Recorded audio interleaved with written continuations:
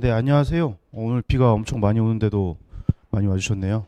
저희 반 애들은 결석하고 있는데 어머님들이 더 이렇게 열정적으로 참가해 주셔가지고 오늘 좋은 내용을 전해드려서 비 오는데도 이렇게 오신 거 아깝지 않게 그렇게 얘기 말씀드리도록 할게요.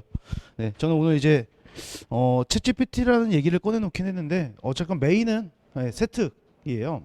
그래서 먼저 여쭤봐야 될 게 이제 한창 1학년 1학기 1학년 2학년 다 1학기가 끝났잖아요. 어떻게 그 아이들은 잘 마무리를 했나요?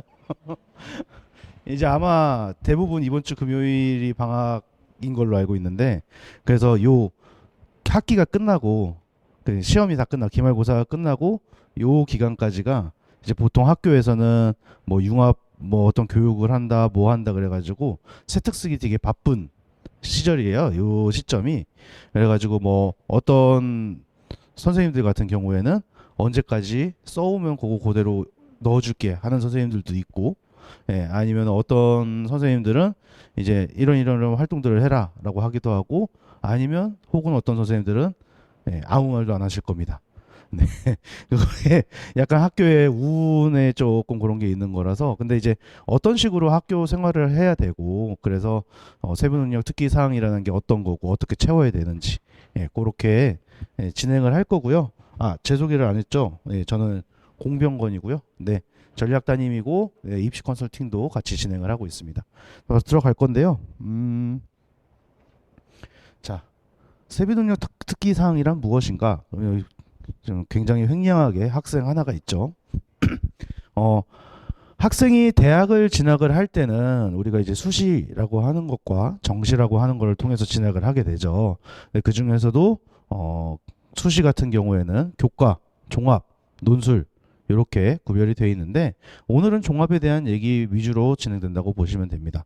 요새는 좀 정성평가가 교과에서도 반영하는 학교들이 늘고는 있어요. 그래서 뭐 성대라든지 뭐 이런 학교들은 어느 정도 보기는 하는데 그럼 그 정성평가가 도대체 뭐가 메인이냐? 그런 내용인데요. 네. 학생이 있으면 생기부에는 요 선생님들이 주로 생기부 작성을 하시게 됩니다. 네. 요 선생님들이 주로 작성을 하시게 되시는데 담임 선생님 같은 경우에는 이제 행동 특성 아니면 창의적 체험 활동에서 자율봉사 진로 활동에 대해서 기재를 해주시게 될 거고요. 그 다음에 동아리 선생님은 이제 창의적 체험 활동에서 동아리 그리고 나서 세부능력 특기 사항은 각 교과목 선생님들이 작성해 주시게 됩니다. 이 얘기는 뭐예요? 학생을 평가하는 대상이 담임 선생님 한 명만 있는 게 아니라 많은 선생님들이 학생에 대해서 평가를 하고 그래서 그것들이 교차 검증되는 게 세부능력 특기 사항이에요. 그러니까 어느 한 과목이 너무 좋아서 그 과목만 막 열심히 해요. 근데 이제 다른 선생님들이 뭔가 다른 선생님들한테는 까칠하게 돼. 그러면은 어떻게 반응을 하겠어요? 선생님들이 어떤 과목은 되게 막 잘 써줘요. 얘 없으면은 내 학교 생활이 심심할 거다. 막 이렇게 써줘요. 근데 어떤 선생님은 그냥 딱딱하게 그냥 학교 잘 다니고 있음 이렇게 씁니다. 그렇게 되면은 그 학생에 대한 평가를 대학에서 볼 때 어떻게 볼까요? 딱딱한 학생으로 볼까요? 아니면은 뭔가 이렇게 관심 있고 뭔가 열심히 하는 학생으로 볼까요? 아마 열심히 하는 학생으로 볼 겁니다. 한 과목이라도 그런 게 있으면. 다만 여러 선생님한테 검증받은 애보다는 점수가 떨어지겠죠. 네. 그 상대적인 것들이 존재하다 보니까 결국 우리가 세부능력 특기사항 뭔가 학종에서 좋은 점수를 받으려면 선생님들하고 두루두루 친하게 지내야 된다는 게 가장 기본 요건이 됩니다. 그래서 제가 늘 설명할 때마다 말씀을 드리지만 학종은 인싸 전형이에요. 인싸가 돼야 돼요. 우리 애가 막 내성적이고 소극적이고 뭐 이렇게 한다. 그러니까 정말 솔직하게 말씀드리면 뭐 성격하고 학생부 종합전형은 상관없어요 라고 말을 하기에도 사실은 좀 적합하진 않아요. 성격이 어느 정도 영향 미친다고 저는 봅니다.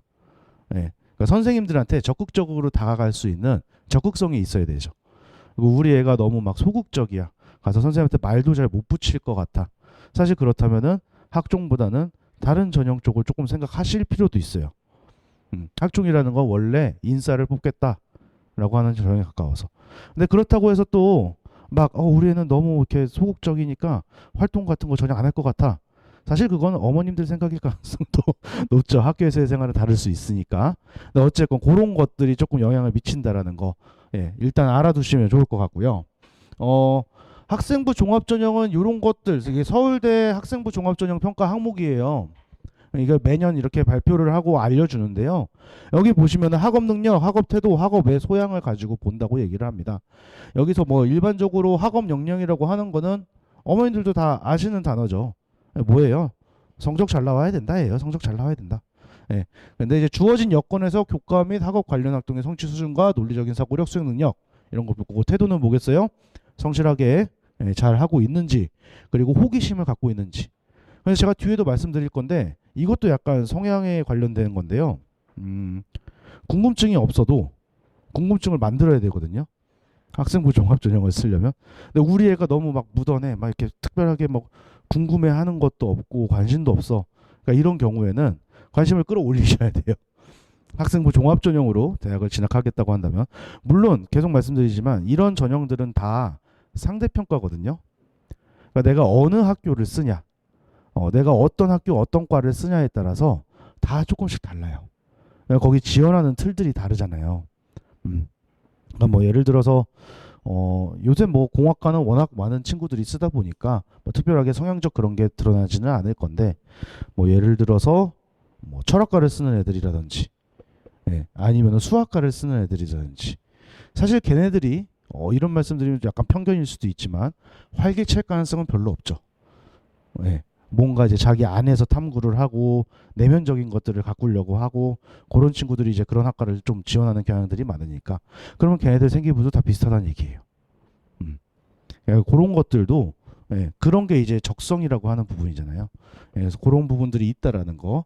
그래서 좀 더 오늘은 세부 능력 특기 사항에 대해서 얘기할 거니까, 예, 근데 좀 더 자세하게 보자면, 자, 서울대학교에서 학업 영역은 이런 걸 본대요. 대놓고 써 있죠. 학습 활동 참여도, 그다음에 자기주도적 학습에 의한 변화. 이게 뭐겠어요? 아, 우리 세부 능력 특기상 뭐 이렇게 예를 들어서 수행 평가를 한다. 근데 내가 수행 평가를 뭘 하고 나니까 이런 궁금증이 생겼어. 이걸 어떻게 해결해야 될까? 이제 이런 것들을 얼마나 잘 수행을 하는지, 예, 그런 것들을 보여주는 거고, 창의적 체험 활동에서도 창의적 체험 활동에서 뭘 봐요? 학업 관련 우수성. 예. 그 무슨 얘기예요? 사실 창의적 체험 활동이라는 게 뒤에서도 한번 말씀을 드릴 건데, 창의적 체험 활동이 창의적 체험 활동이 아닌 경우가 많죠. 예. 학교에서는 그냥 일반적인 것들을 시키는 경우들이 많고 그걸 나열하는 식이 많은데, 거기에서도 나랑 내 전공과 관련된 내 관심사랑 관련된 것들을 뭔가 공부하는 모습을 보인다라든지, 뭔가 탐구하고 찾아보는 걸 보인다라든지, 그런 것들을 요구한다라는 거죠. 예. 뭐 학업 외 소양이라고 하는 거는 뭐 인성이라고 하는데, 제가 예전 설명에서도 말씀드렸지만 서울대는 인성을 크게 중요하게 보지 않습니다. 예, 어차피 오면 겸손해진대요. 예. 그래가지고 굳이, 예, 인성을 보지 않아도, 예, 된다고 얘기를 직접적으로 하시더라고요. 자, 그 다음에 뭐 학업 태도는 뭐 마찬가지죠. 학업 태도 뭐 그러니까 이런 게 있어요. 저희 반에도 있던데 대진여고에서 경제를 개설하더라고요. 네, 뭐 지금은 모르겠어요. 네, 지금 재수하는 저희 반에 대진여고 친구가 있는데 경제를 선택한 친구가 있어요. 네, 제가 그래서 수강자 수를 봤는데 10명인 거예요. 13명 이하면은 등급이 나오지 않습니다.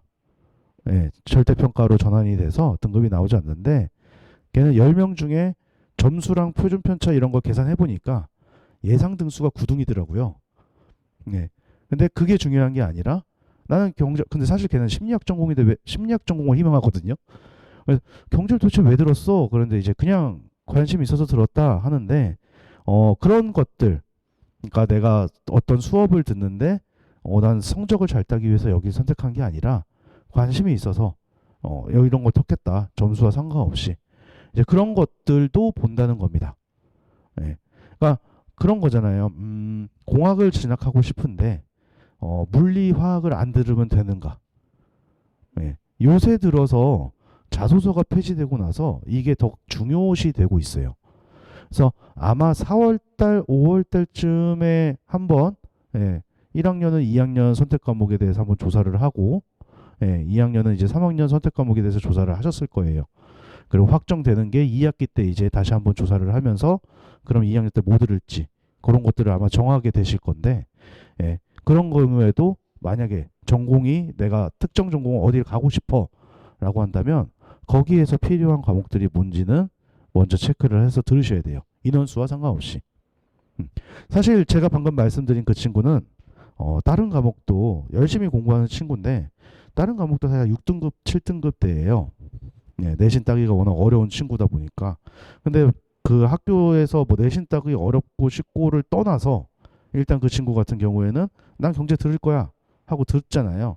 그러니까 이런 것들이 조금 필요하다는 거죠. 그러면은 최소한 가지고 있는 내신 점수보다는 조금 더 높은 점수를 받을 수는 있는 거죠. 네. 그렇다 하더라도 뭐 내신 점수 자체가 중요하기는 하고요. 근데 이제 서울대 말고 다른 대학은 어떠냐? 여기 같은 경우에 뭐 건대, 경희대, 연대, 중앙대, 외대 5개 학교에서 이제 연구를 해가지고 작년부터 우린 이렇게 평가할 거야 라고 얘기한 부분인데요. 사실 크게 다르지 않죠. 네. 크게 다르지 않아서 아 그래 비슷비슷하게 뽑네. 그럼 제일 기본이 되는 게 뭐겠어요? 어쩔 수 없이 학업 성취도가 될 수밖에 없죠. 네. 근데 이제 우리가 이 학업 성취도를 당연히 우리 아이가 다 1등급을 받고 그러면 좋겠지만 사실 그렇지 못한 상황이잖아요. 그러면은 그냥 대놓고 생기부 비교과로 학업 성취도를 얼마나 뛰어넘을 수 있을까요? 예, 아주 크게 바뀌지는 않을 거지만, 비교과를 통해서 어느 정도 그러니까 한 학교 정도는 전 커버가 가능하다고 봐요. 그러니까 예를 들어서 뭐 2, 3 이래요. 등급이 2, 3 이런데 서울대 쓸 수는 없잖아요. 사실 3등급 정도면은 뭐 광운대 같은 데도 교과로 쓰기엔 좀 어려움이 있습니다. 예. 근데 3등급에서 내가 뭐 경희대, 건대를 쓸 거야? 비교과가 잘 갖춰져 있다면, 그러니까 여기까지 어디까지나 전제 조건은 잘 갖춰져 있으면이지만 써볼 수는 있다고 생각합니다. 실제로 붙는 학생들도 있고, 그래서 입결을 봤을 때는 뭐 2점 후반대도 합격을 한다, 3점대도 합격을 한다, 그런 얘기가 나오죠. 예. 그래서 근데 그게 있어요. 등급이 잘 나오는 애들이 성실한가요? 등급이 안 나오는 애들이 성실한가요? 그쵸. 잘 나오는 애들이 기본적으로 성실하거든요. 그러니까 그 기본적으로 성실한 거 이상을 보여줄 수 있느냐에서 굉장히 어렵잖아요. 사실 그래서 이제 뛰어넘기가 조금 어렵다라고 얘기를 하는 건데 혹여 만약에 만에 한 명 그 이상을 보여줄 수 있는 비교과를 갖춘 친구가 있다면은 넘길 수 있겠죠. 그러니까 그런 것들은 살펴보실 필요가 있고, 근데 대부분의 학교에서 일반적인 학생들, 일반적인 학교라면은 뛰어넘기 힘든 게 어려운 건 맞아요. 그래서 선생님들도 잘 써줘야 되고 되게 합이 잘 맞아야 돼요. 그래가지고 그런 것들이 좀 있고요. 여기도 말씀드렸지만 전공 관련된 과목 이수 추가적인 노력을 하였느냐, 교과 활동이나 창의적 체험 활동에서 전공에 관련된 관심을 가지고 탐색했는가, 뭐 이런 것들이 나오는데 혹시 지금 이제 어머님들 우리 자녀가 꿈이 확실히 있다, 혹시 거수해 주실 수 있으신가요? 그 대부분은 전공도 사실 특별히 없어요. 점수 나오면 의대, 안 나오면 공대. 잘 나온 애들도 그러고 있는데, 예, 더군다나 학교 다니는 걸로도 막 벅차고 힘들어하는 애들이 있다면은 더더욱 사실 꿈을 갖기는 어렵죠. 그런 뭐 이지역 애들만 그럴까요? 아니 전국의 고등학생들이 다 비슷합니다. 그러니까 실제로 전공을 딱 정해가지고 나 여기를 무조건 갈 거야 하고 1학년 때부터 활동하는 학생들은 거의 없어요. 그 말은 반대로 상대평가기 때문에 지금부터라도 전공에 대해서 관심을 갖는다든지 관심을 갖는 척한 모습을 보인다면은 좋은 비교과가 될 수 있겠죠. 그러니까 그런 것들은 필요해요. 그래서 아까 궁금증도 만들어야 된다라고 말씀을 드린 건데 그런 것들을 이제 뒤에 어떻게 해야 되는지 좀 더 말씀을 드리고요. 그래서 여기 이거 같은 경우에는 성대인데 성대에서 이제 그 고교 생활 가이드북이라는 걸 내요. 너네 고등학교에서 이렇게 좀 활동해줬으면 좋겠어. 그런 걸 얘기하는데 거기에 이제 질문이 여기 있는 거죠. 생활교육부에 미반영된 분도 많고 자소서도 없는데 뭘 중요하게 볼까요? 뭐 학업 역량이라고 얘기하지만 중요한 거는 이 부분입니다. 그러니까 우리가 자소서를 못 쓰게 됐잖아요. 자소서도 못 쓰고 나를 설명할 수가 없어요. 그러면은 여러 명의 선생님들이 각각 판단을 한 이 학생의 모습이 중요하다는 거죠.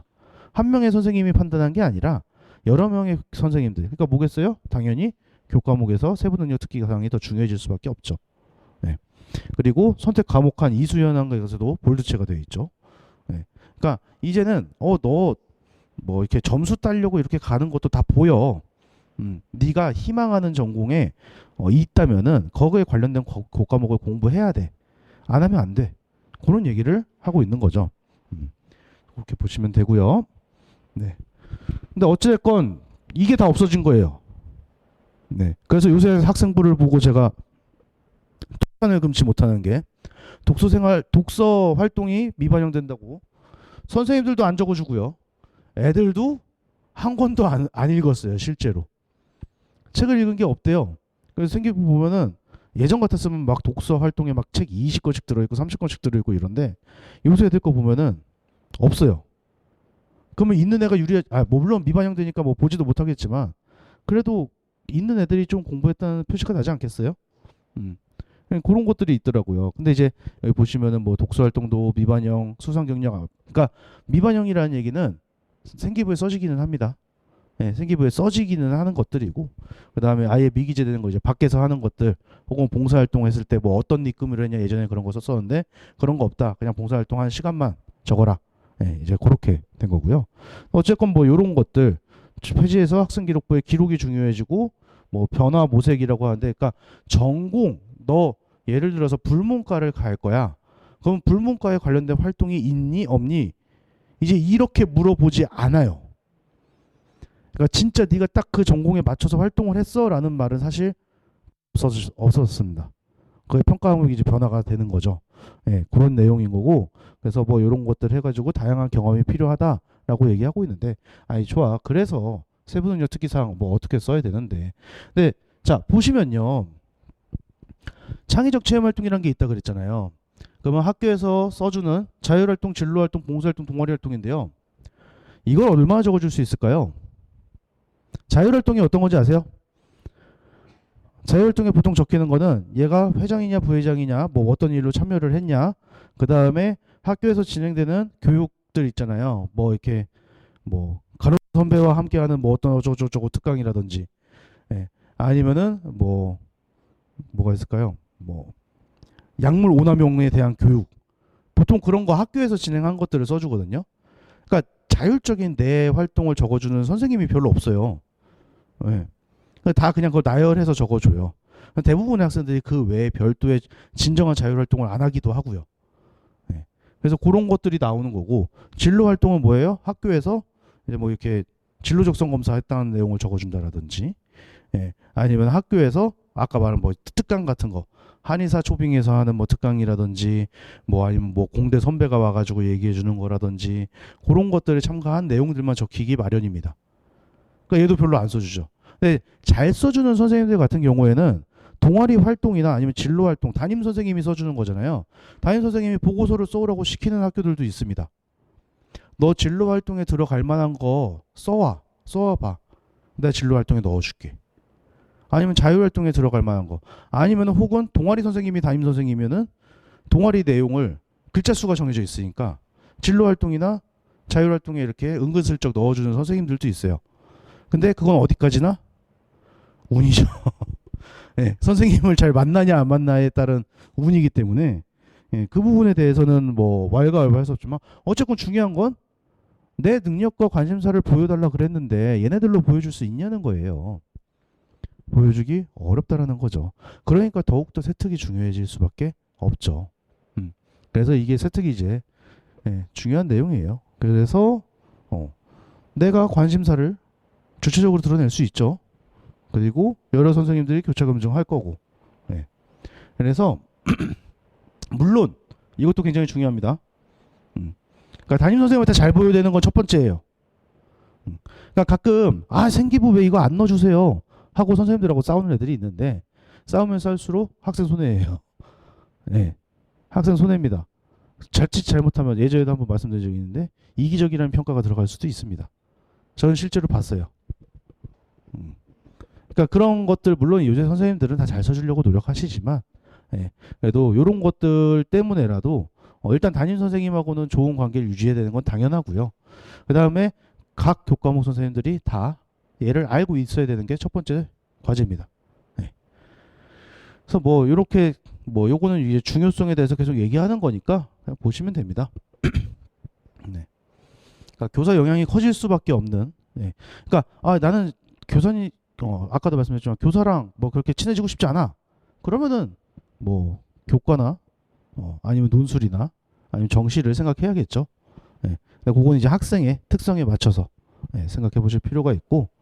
네, 이렇게 중요한 세부 능력 특기 사항을 어떻게 적어야 되냐. 근데 이제 가장 많이 오해하시는 거 첫 번째가 전공에 꼭 관련이 있어야 되느냐. 네.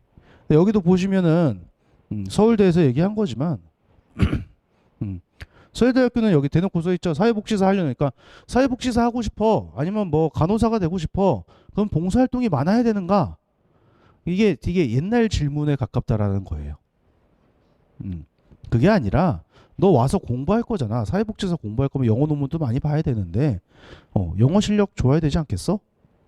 그럼 반대로 학생이나 부모님들한테 사회복지사를 희망하는 우리 아이가 무슨 과목을 잘하면 좋을까요? 라고 했을 때 대답을 하실 수 있는 여기에 맞춰서 대답을 하실 수 있는 부모님이나 학생도 사실 별로 없을 거예요. 이런 것들을 생각하셔야 돼요. 그러니까 어머님들이 뭐 가지셨던 전공이라든지 아니면 그 전공자한테 들었던 얘기라든지 그러니까 뭐 예를 들어서 의대를 가려면 무슨 능력이 필요해요? 그러면은 최소한 15시간 이상은 앉아서 책을 볼 수 있는 능력이 필요하겠죠. 가장 기본적으로 의대에서 공부를 하려면 그러니까 성적 높은 애들을 뽑는다가 되는 거잖아요. 그러니까 그게 기본이 되는 거고 그래서 이런 것들도 마찬가지인 거죠. 다 얘는 무슨 얘기를 꾸준히 하고 있어요.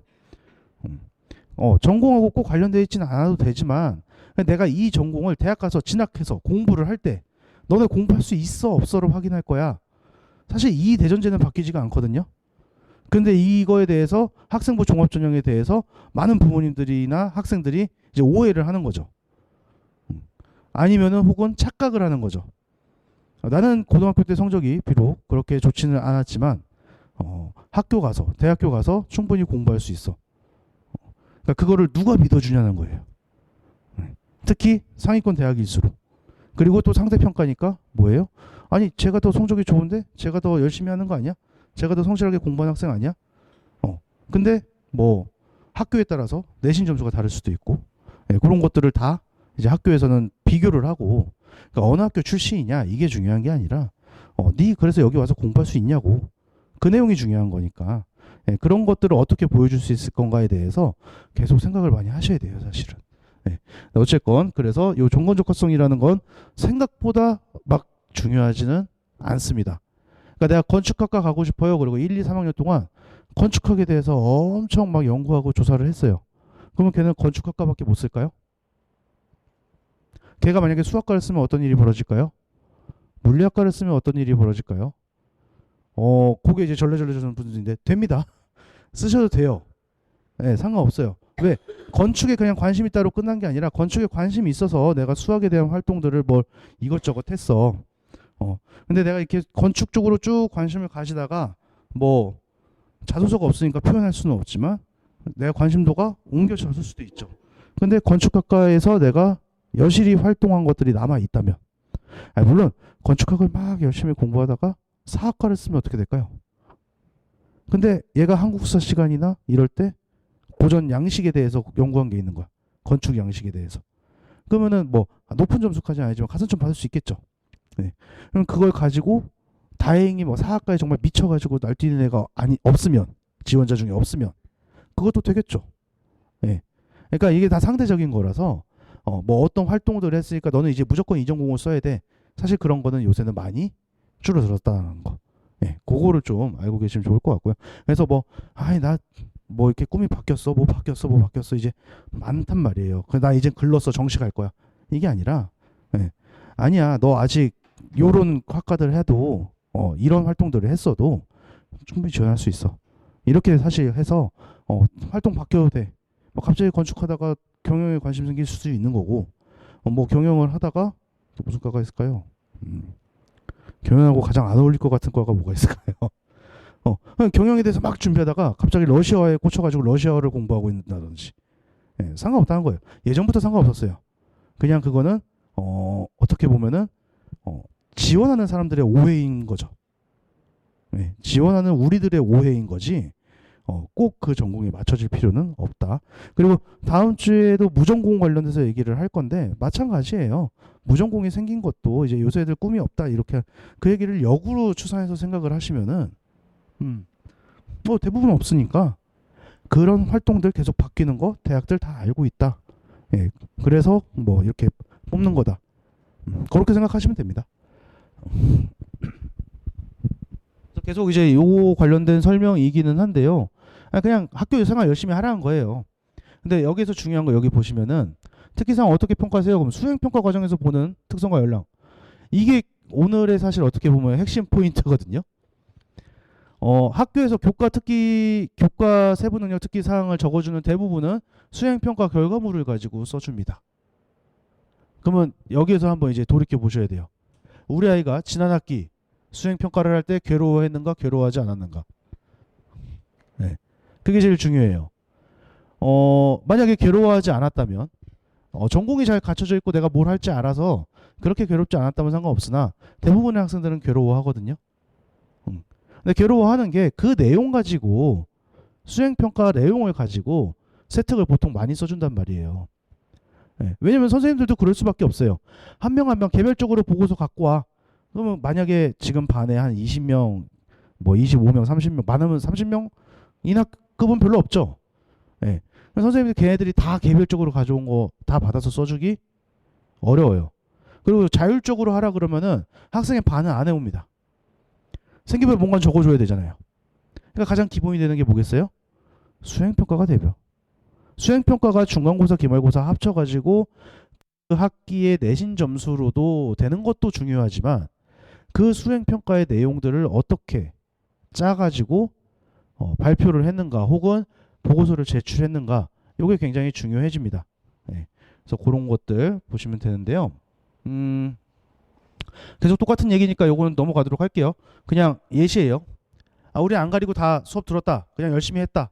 네, 의예과를 학종으로 간 친구의 얘기입니다. 그래서 그냥 이렇게 보시면 되고요. 아이고 사진 찍으셔야 돼요. 네. 그래서 그러면은 어떤 것들을 해야 돼? 세부능력 특기 사항을 적을 때는 내가 뭘 생각하고 어떤 것들을 가지고 세부능력 특기 사항을 제대로 할지 생각해야 돼. 그럼 이제 이런 것들이 있어요. 이거는 조금 심화 버전이기는 한데요. 그러니까 구성의 기본은 뭐예요? 의문을 가져야 된다. 내가 이거 공부하고 나니까 이거 궁금해졌어. 추가적으로 더 연구해 볼래.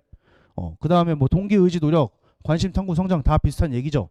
근데 뭐 수행 평가에 대한 이제 수행 목표에 대한 관심, 능력, 태도, 지도력 뭐 쭉 있는데 결국 앞에서 한 얘기들이에요. 뭐예요? 이런 것들을 세부 능력 특기 사항에서 뭐 팀 발표를 하던 개인 발표를 하던 아니면 뭐 프로젝트를 수행해서 어떤 실험을 하던 이런 것들을 보여줄 수 있냐? 제일 중요한 건 뭐예요? 내가 생기부를 통해서 나 이런 능력들 가지고 있어요. 이런 경험들 해봤어요를 보여줄 수 있냐 없냐거든요. 그러니까 계속 말씀드리지만 평가의 주체가 누구예요? 담임 선생님 혹은 교과목 선생님. 그러니까 교과목 선생님들하고 관계가 좋아야 좋은 평가가 나올 수밖에 없다. 네, 이런 얘기고요. 그래서 이런 겁니다. 과목의 연계성, 진로에 대한 관심보다는 과목의 연계성이 더 필요해요.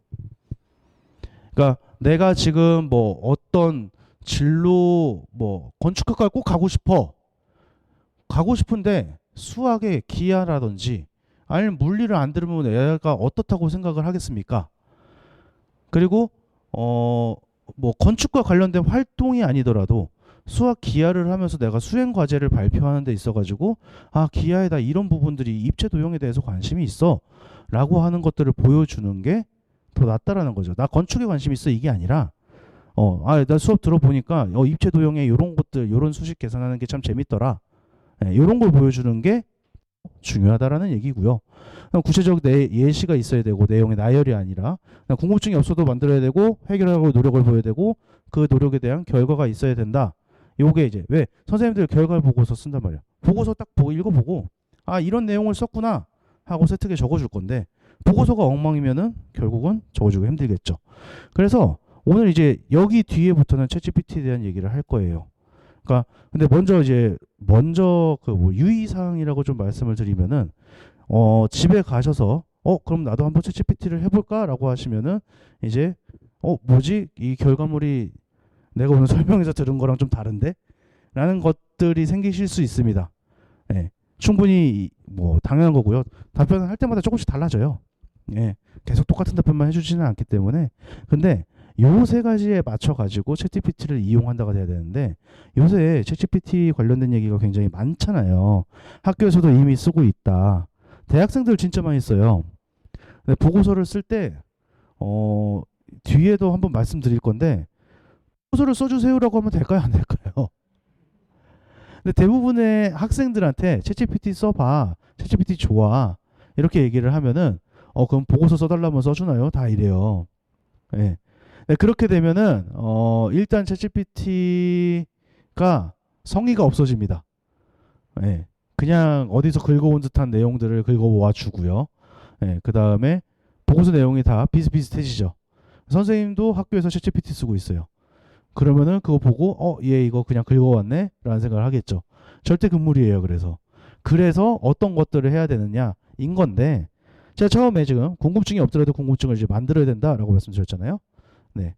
챗GPT가 할 수 있는 거는 첫 번째 주제 찾아주는 거예요. 아까 수행평가 하는데 이제 괴로워했다. 제일 괴로워하는 파트가 뭐겠어요? 주제 뭘 하지? 그러니까 요새 이 주변의 대부분의 학교들은 자율 주제 내주거든요. 과제를 내줄 때 그래 우리 이런 거 배웠잖아. 그러니까 네 쓰고 싶은 거 써와봐. 네 전공에 맞춰서 뭐 너 관심사에 맞춰가지고 쓰고 싶은 거 써와봐 해야지 어떤 내용을 가지고 써오세요라는 말을 잘 안 해요. 네. 물론 아직 아닌 학교도 있습니다. 선생님에 따라서 다를 수 있는데 대부분의 학교들 특히 학생부 종합전형으로 좋은 결과를 내고 있는 학교들은 대부분 너 자율적으로 써와. 그러면 자율적으로 써올 수 있는 애들이 잘 써와서 학종의 결과가 좋아지는 거거든요. 그러다 보니까 주제 찾는 거 굉장히 힘들어요. 나 지금 아직 전공도 안 정해져 있고 도대체 뭘 쓰라는 거야? 이러고 있다는 거죠. 근데 챗GPT에서 이제 그런 것들을 하면서 그냥 관심사가 만들어지는 캐릭터를 만들 수 있죠. 나는 건축을 되게 좋아하는 학생이야. 근데 전통적인 건축 양식에 관심이 있어. 뭐 지금 몰랐지만 검색해보다 보니까 그냥 관심 있는 척하는 학생이 돼야죠. 관심 있다는 거 보여야 되긴 할 거 아니에요. 그러니까 뭐 그런 식으로 세팅을 한다라든지 그런 것들이 있고요. 요거 같은 경우도 내가 이제 연구를 해. 이제 그래 이제 이거 찾아가지고 보고서 발표해야지 하고 있는데 뭘 할지 모르는 거죠. 아니면 그냥 교과서에 있는 내용으로만 한다든지. 근데 그걸 챗GPT를 통해서 좀 더 심화시킬 수 있다라고 하는 거고. 요거 뒤에서 다 한 가지씩 말씀드릴 거예요. 예. 그 다음에 이제 결과 확장. 아까 좋은 보고서가 나와야 된다 했잖아요. 그러니까 챗GPT한테 보고서를 써달라는 건 아니지만 어떤 식으로 썼으면 좋을까? 라는 거 정도는 물어볼 수 있다는 거죠. 그러니까 PT를 요새 제가 성대를 나왔는데 성대 후배들 이번에 대학 들어간 후배들을 만나러 간 적이 있어요. 근데 거기에 수시 합격한 친구가 있고 정시로 합격한 친구들이 있는데 예전에는 막 그런 얘기가 돌았던 적이 있잖아요. 정시로 합격한 애들이 수시로 간 애들을 무시한다. 네, 정말 옛날 얘기더라고요. 요새는 존경해요. 네, 수시로 간 애들을 오히려 존경합니다. 그리고 수시로 간 애랑 대화를 해보면 그런 얘기를 하더라고요. 저는 팀 프로젝트 하는 게 훨씬 더 재밌어요. 네, 발표하고 PPT 만드는 거 좋고 그래서 한 번에 시험 보는 거 싫어요. 그러니까 옆에서 정시 봤던 애들이 다 즐겁을 하는 거예요. 아유 어떻게 PT 만드는 걸 좋아할 수가 있냐. 평가는 그냥 시험 한 번 보는 걸로 끝내야지. 네, 다 이렇게 얘기를 하더라고요. 그러니까 PT를 잘 만들 수 있는 것도 재능이잖아요. 근데 사실 아니면은 뭔가 소를 작성하는 것도 일종의 재능인 거고. 네, 그런 것들을 이제 재능과 상관없이 챗GPT가 조금 도와줄 수 있다라는 거. 이제 그런 것들을 보면 좋을 것 같아요. 그래서 처음 주제 찾기입니다. 요거 S고라고 썼는데 선덕고 1학년이거든요. 이게 어디지? 학교 알림이라고 하는 사이트에 가서 교수 평가 계획이라는 게 학기가 지나면 올라와요. 그러니까 1학기 게 보통은 이제 4월 중간 정도에 올라오고요. 2학기 게 9월 정도에 올라올 거예요. 그냥 올라오게 되면은 이런 게 다 표시가 돼 있어요. 그러니까 이번 1학기 때 선도고에서 이런 걸 하나 한 거예요. 국어 시간에 1학년 1학기 국어 시간에 윤리적 딜레마에 대한 설득적 작문 능력 평가를 한대요. 이게 수행 과제였습니다. 두 개의 과제 중 하나였는데요. 윤리적 딜레마가 뭐죠? 우리 아이들은 여기부터 시작하는 거예요. 윤리적 딜레마가 도대체 뭐지? 학교에서 설명을 들었겠지만 듣지 않은 것과 차이가 없죠. 그래서 여기도 보면은 뭐 딜레마 적절한 사례를 해서 논리적으로 쟁점을 분석하고 뭐 이런 식으로 사례 나왔냐, 논중 구성이 적절하냐 뭐 이런 거 하는 건데, 그래서 주제 어떻게 찾아야 돼? 이렇게 그냥 물어봐요. 제가 챗GPT에 직접 넣은 거예요. 어저께 계속 이제 넣어보면서 이런 것들이 내용들이 나오는 건데, 근데 질문을 잘하긴 해야죠. 그러니까 여기서 저 고등학생이라는 말이 만약에 빠졌으면 내용이 조금 더 어려워질 겁니다. 네. 네, 고등학생이 설득적, 그러니까 저게 대한민국 고등학생이었으면 좀 더 정확해요. 네. 근데 고등학생이 설득적 작문 능력을 발휘하는데 활용할 만한 윤리적 딜레마의 사례는 뭐가 있을까? 그럼 이렇게 뽑아줘요. 여기서 하나 고르면 되겠죠. 고르고 나서 또 거기에 대한 질문을 계속 던지면 되잖아요. 네. 근데 우리 애는 전공이 뚜렷하게 정해져 있어. 뭐 예를 들어서 시스템 반도체 공학과에 지원하고 싶어. 그러면 제가 저기 뒤에 그대로 이어가지고 질문한 거거든요. 네. 그럼 시스템 공학 반도체 공학과에 지원하고 싶은 학생이라면 어떤 사례를 사용하는 게 좋을까? 따로 또 뽑아주죠. 네. 그러니까 물론 저는 이거 유료 결제하고 쓰는 겁니다. 챗GPT 유료 결제예요. 유료 결제 아닐 경우에 답. 그거 사이트를 잘못 검색하실 수도 있어요. 예, 예. 그래서 chatgpt.ai라고 되어 있는 데가 있거든요. 사이트 명이. 예. 그러니까 그거 외의 것들이 막 챗GPT 이용해 가지고 막 한다 그러면서 막 월결제, 연결제 이렇게 봤는데 그건 다 보시면 안 되고 그럼 사이트명을 헷갈리지 말라고 적어놓고 그랬네요. 예, chatgpt.ai 제 기억으로 아마 그럴 거예요. 예, 그래서 그런 것들을 보시면 거기에서는 일단 결제 수단이 월결제밖에 없습니다. 근데 막 연결제 막 그런 거 3개월 결제 이런 거 있는 거 다 가짜예요. 예, chatGPT. 그래서 월 결제밖에 없으니까 그거를 좀 확인하시면 좋고, 저희 담임 선생님도 한 분 결제하시다가 다른 데 결제하셔가지고 연결제했다가 해외 결제해서도 취소하는데 엄청 애먹고 그러긴 하셨어요. 그래서 그건 조금 조심하시긴 하셔야 될 것 같아요. 그러면은 제가 어떻게 알려드리면 좋을까요? 지금 잠시만요. 제 핸드폰이 있나? 이게 달러라서 매번 달라지는데요. 한 3만 원 가량? 예. 네네. 그쵸? 조금 부담될 수 있지만 저는 일이니까 결제한 거기는 한데, 잠시만요.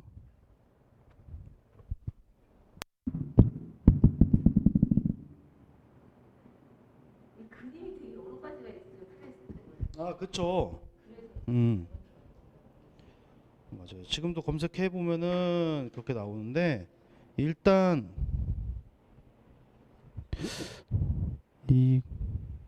어떻게 해야지 이걸 딱 보이게 해드릴 수가 있지?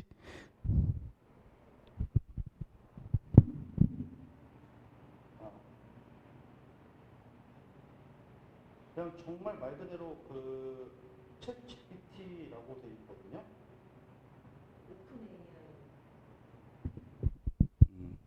지금 제 걸 보이실지 모르겠지만, 만약에 이걸 구글로 검색을 하시게 되면은 안 보이나요? 지금 제 거에 설치됨이 있잖아요. 이거 너무 신기한 인데요. 맞아요.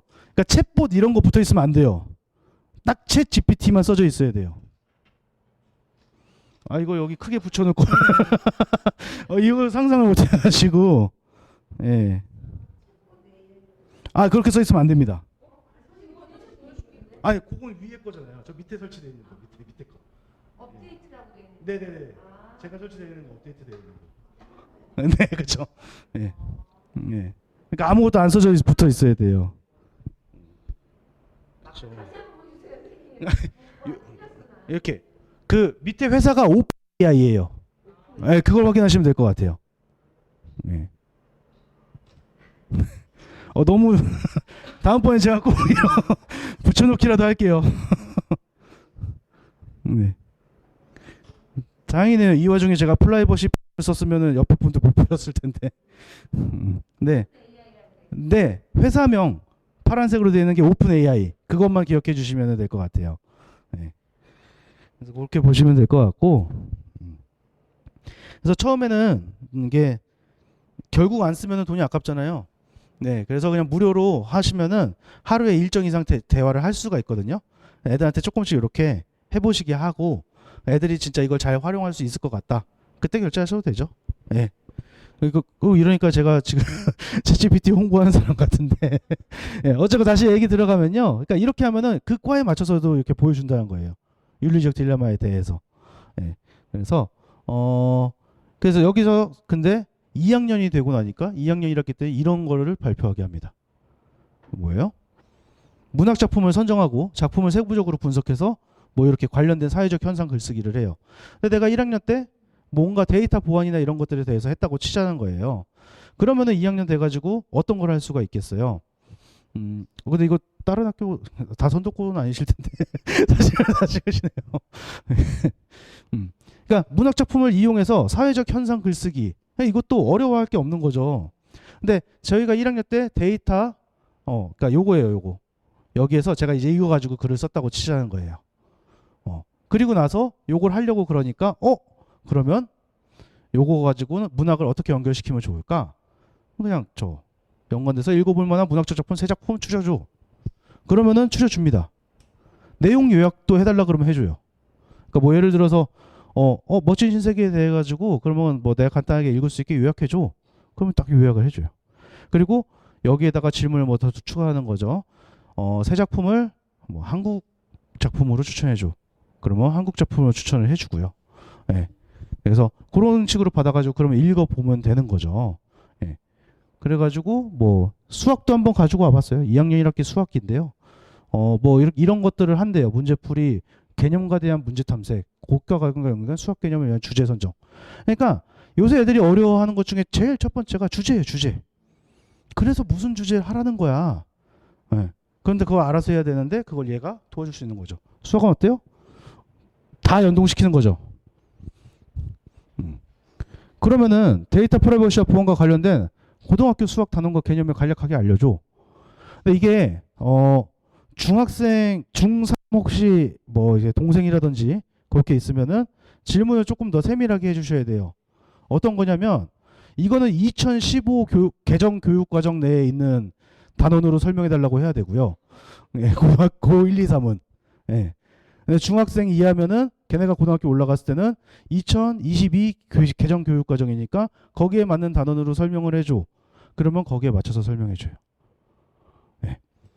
물론 챗GPT가 아직 대한민국 입시나 대한민국 교육에 크게 막 이렇게 관심 있어 하지는 않는 것 같아요. 잘 몰라요. 그러면은 그 교육 과정 있는 뭐 교육부 공지라든지 그런 거 있잖아요. 그 파일 넣어준 다음에 이거 읽은 다음에 단원 교과 설명해줘 그러면 훨씬 더 정확하게 설명해 줍니다. 네. 그러니까 요새 안 쓸 수가 없어요. 이걸 하다 보면은 얘를 안 쓰고서는 그러니까 보고서의 질이 떨어지는 거죠. 제일 큰 문제가. 우리 애가 나는 이미 전공도 다 정해져 있고 나 이런 주제로 할 거야. 근데 챗GPT로 이렇게 딸깍딸깍 검색을 해가지고 쓴 애랑 보고서의 질이 차이가 나버려요. 나는 정말 더 성실하게 하고 더 열심히 했는데. 예. 그래가지고 그런 것들을 이제 막기 위해서 사실 알려드리는 거라서 이런 것들을 활용하신다 보시면 됩니다. 그다음에 뭐 동아리 활동 같은 거 이렇게 있어요. 생체 정보를 이용한 과학 수사 뭐 어쩌고저쩌고 이거 되게 잘 써준 거거든요. 이 친구는 제가 이제 실제 있는 거 붙은 애를 가져온 건데 이거 2대 그 휴먼 기계 바이오 시스템 공학과를 들어간 애예요. 근데 이 친구는 처음에는 계속 의사예요. 의사 약사. 근데 이제 성적이 안 돼서 그쪽으로 지원해서 붙은 건데, 근데 동아리 활동에서 이렇게 써주기 쉽지 않단 말이에요. 근데 어찌됐건 생체 정보를 이용한 과학 수사와 법의학 분야를 조사한 후 범죄 유형을 미리 파악해서 범죄 예방이 미리 이루어진 것이 중요하다는 보고서를 작성하여 발표함이에요. 그럼 우리가 이걸 가지고 확장시켜 보는 겁니다.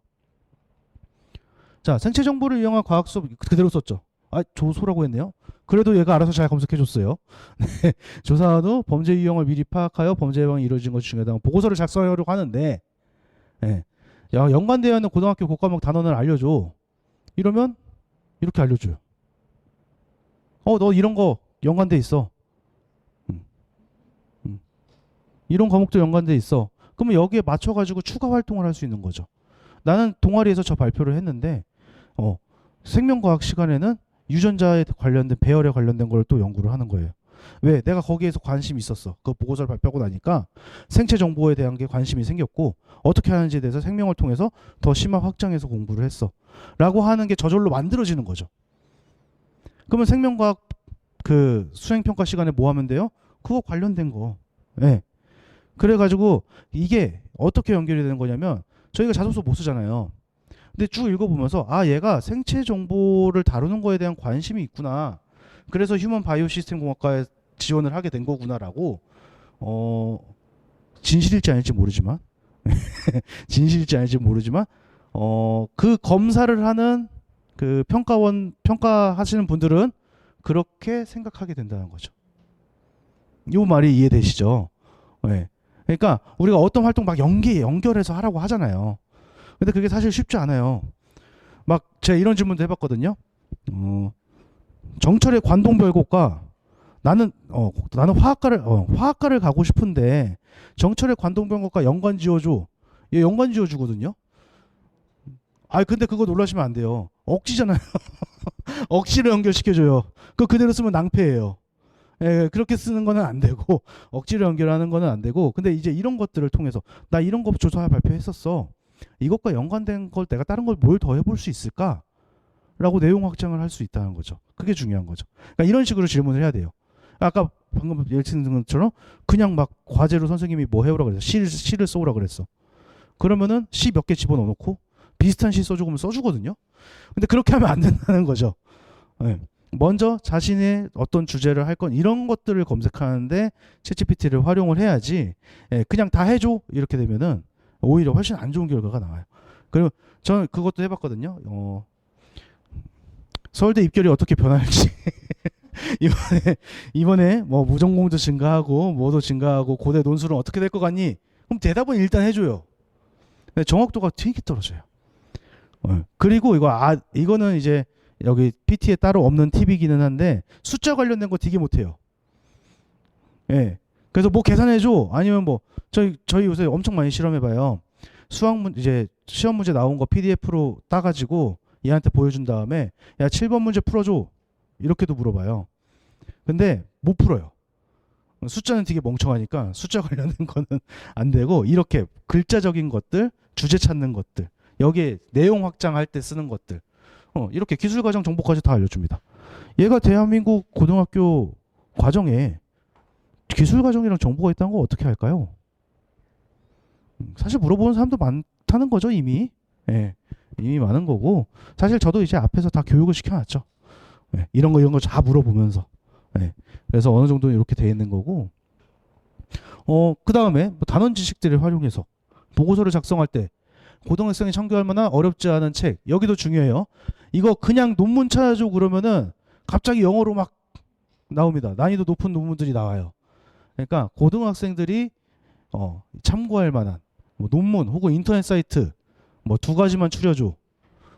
과목별로 추려줘요. 제가 원했던 결과가 아니었어요. 저는 그냥 전체적으로 2개만 추려주면 되는데 이 질문이 계속 이어지니까 지가 알아서 2과목씩 이렇게. 그러면 여기 중에 뭐 읽을 만한 것들이 있을 수 있잖아요. 뭐 DNA 탐정, 유전자 지문법의 발견과 활용. 네. 그럼 뭐 이런 식으로 한번 그다음 이거는 거죠. DNA 탐정, 유전자 지문법의 발견과 활용이라는 책의 내용을 간략하게 요약해줘. 그러면 요약해줍니다.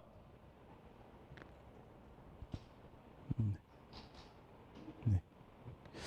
아니면은 이거 PPT를 공유할 수 있게 뭐 말씀을 드릴까요? 사진을 너무 많이 찍으셔가지고. 그쵸. 근데 그쵸. 그거는 이제, 네, 제가 쓴 글이고, 네, 마크, 네. 그 오픈 아이로 돼 있구나.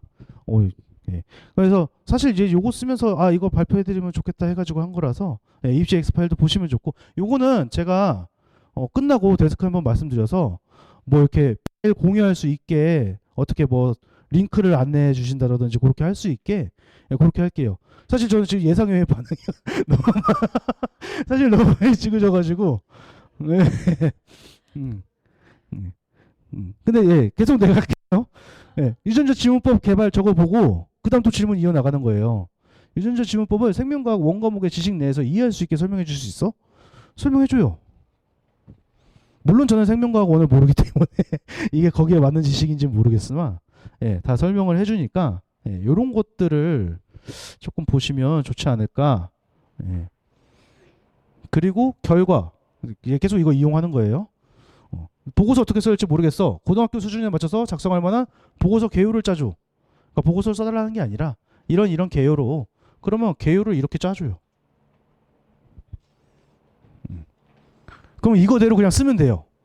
그리고 PPT 10장 정도 PPT로 만들어줘. 그러면 개요도 좀 작성해줘요. 네. 그래서 여기에서 뭐 네 번째 장 DNA 구조와 기능이 들어가면 좋겠다라고 얘기하고 있잖아요. 그래서 네 번째 장에 들어갈 그림 자료나 내용을 좀 더 구체적으로 제시해줘. 예. 시각 자료 인터넷에서 찾아줘. 그러면 결과가 뭐가 나오는지 아세요?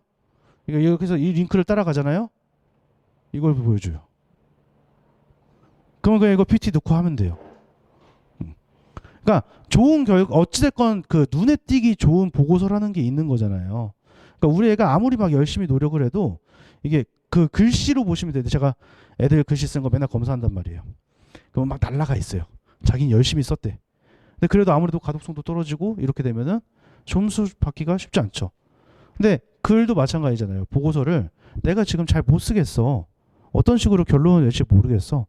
그런 것들을 활용을 하실 때 챗GPT한테 많이 질문을 하고 활용을 하는 거를 그러니까 이게 사실 부모님들 대상으로 설명회를 하는 거지만 애들이 터득해야죠. 네, 애들이 터득해야 되는 게 중요한 거고 이런저런 질문 해보면서 근데 중요한 거는 질문 던지고 나중에는 막 거기에 신봉하게 되고 뭐 걔 말만 믿고 그것도 안 돼요. 분명히 이거 쓰는 거 하면은 학생들 중에 많은 애들이 그러면 나 지금 내신이 몇 점 몇인데 여기 대학 갈 수 있어? 이런 거 물어본단 말이에요. 예, 물어봐요. 예, 그러면 난 지금 정시해야 돼, 수시해야 돼? 막 이제 이런 거 물어보면서 갑자기 친구 하나 생긴 것 마냥 막 대화를 하는데, 예, 예. 근데 그러면은 막 대답해요, 얘는. 무조건 대답해야 되거든요. 진짜 막 대답해요.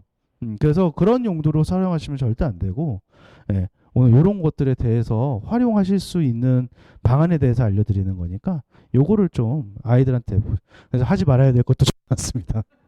무리한 연결. 예, 딱 보여드릴게요. 그냥 바로.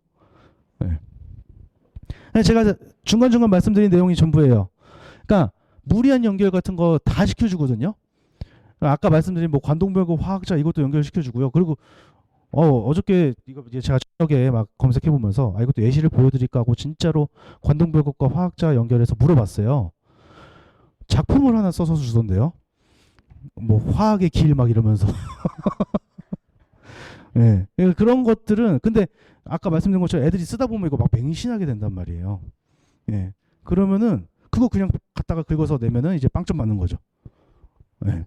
그런 것들은 이제 조심하라는 것도 얘기해 주셔야 되고 이런 거 받아쓰거나 챗GPT한테 만들어 달라고 하는 거. 그러니까 이게 저는 어느 정도 이제 질문을 많이 해보면서 요새 프롬프트라고 하잖아요.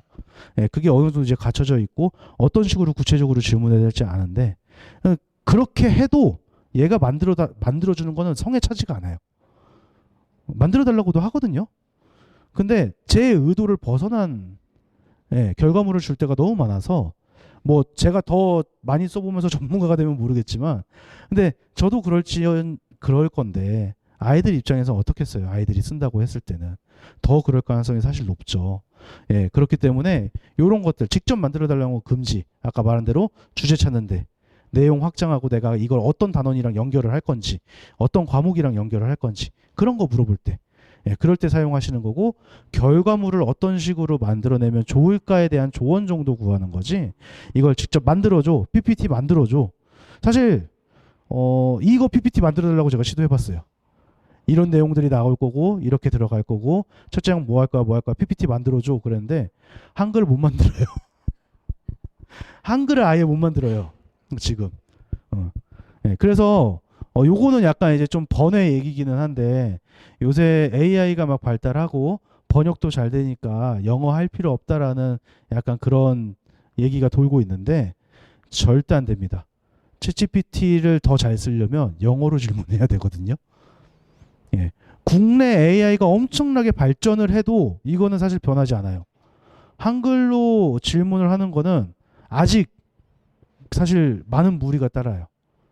예, 한글 체계 때문에 체계 자체가 그 기계들이 번역하기에 좀 아직 어려운 부분들이 많아서 그래도 굉장히 지금 제가 아까 막 오턴에도 알아서 체크해주고 그러잖아요. 그런 거는 충분히 뭐 도움 받고 있고 발전하게 가고 있는 거긴 한데 보다 정교하게 질문하려면 사실 영어 잘해야 되거든요. 뭐 그런 것들도 영어 공부하는 데 있어서도 어필이 필요할 거예요. 실제로도 공대 지원할 때도 원서 같은 거 많이 읽잖아요. 영어 성적 좋아야 되거든요. 근데 꼭 공대 지원할 때 중에 한 80%는 수학만 하고 있다라는 게 문제기는 한데 이건 좀 변의 얘기기는 하지만 그런 것들도 신경 쓰셔야 되고. 자, 마지막으로 그리고 가치 판단, 느낀 점. 그러니까 이거 막 조사해서 보고서 썼어. 그럼 이 보고서를 통해서 내가 추후에 얻을 수 있는 게 뭐가 있을까? 그거 정도는 본인이 써야죠.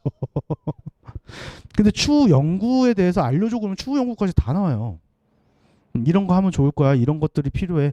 이런 제한점들이 있어. 라는 것까지 다 얘기를 해줘요.